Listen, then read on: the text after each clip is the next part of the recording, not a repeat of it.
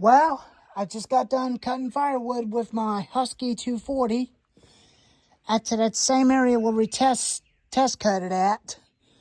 And then my gator got stuck in a little wet ass spot and almost got myself hung up, and it slid a little, but it got hung up.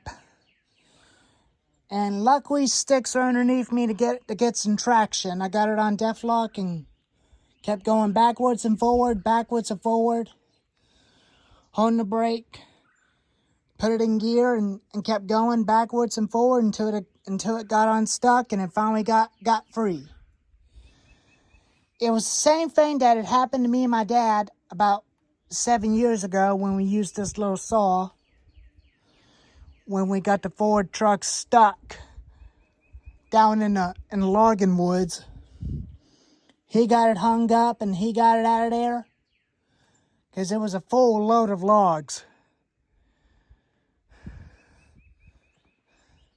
I told him, you need to use half a load to make it easy without getting stuck. But he told me it's got diesel power, but unfortunately we didn't make it out, but we walked out on foot. The radiator was smoking and overheating, so we stopped and let it cool off, wait till it dries up a little. And the next day we go back down there and try it again. And luckily we made it out of there. We did drop a little bit of load off and kept going, and we finally made it out. I had the foot down at full throttle to get it out of there. The tires got a little bit muddy. But I wish it had four-wheel drive, but I wish it would, but it don't. But luckily I got some of the firewood chopped up all finished for the spring. And now it's time for the mowing season. And this thing cut real good. It did great without any trouble, no bogging. It finally did good. It's a very good firewood running saw. Very good saw.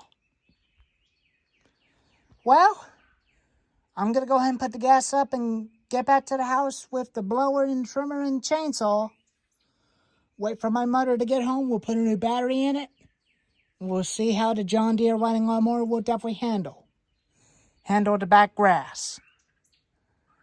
But anyways, I'll catch y'all later.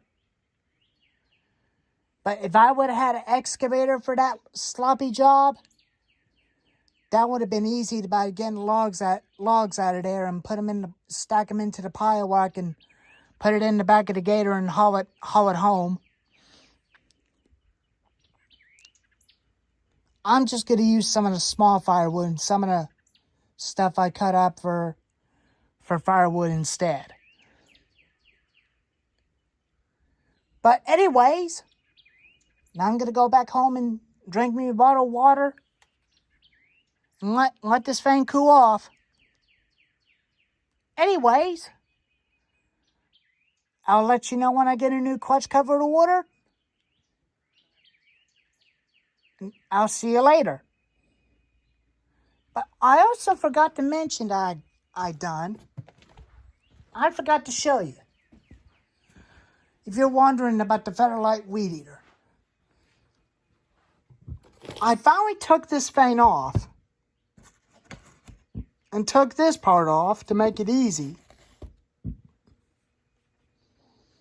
Remove the hand guard, the bush guard, and this with it to make it a lot easy. I'll put it back on it when I get a replacement one with a head on it. When I get a new carburetor for this thing, I'll get it swapped out and put it all back together, and we'll see how she runs. Anyways, now I'm going to go ahead and take the carburetor off.